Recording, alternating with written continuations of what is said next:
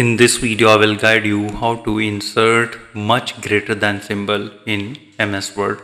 For this, you need to click on the insert and click on the equations. An equation editor box will be open up and you need to type backslash and type G and hit spacebar, and here it is.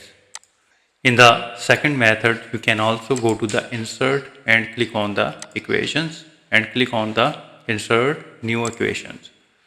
And in the symbols, you need to drop down, and here you can see that much greater than symbol. Click to insert, and here it is.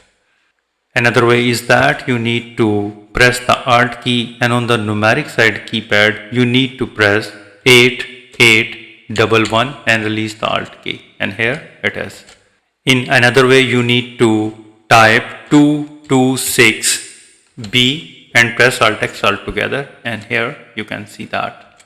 In another way, hold the Shift key and press the greater than symbol 2 times, and here it is.